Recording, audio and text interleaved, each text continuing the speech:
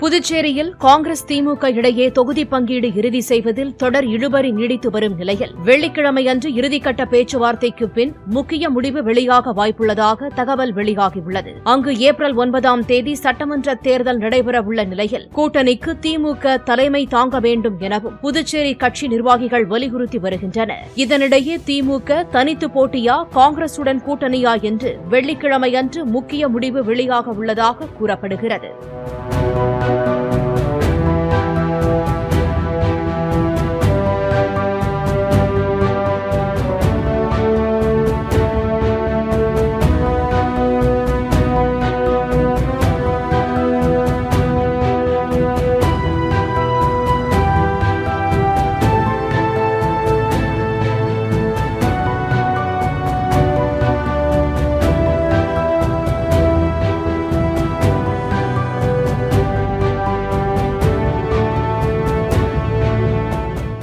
Play store மற்றும் app ஸ்டோரில் இருந்து பாலிமர் செயலியை QR கோடு மூலம் பதிவிறக்கம் செய்யுங்கள்.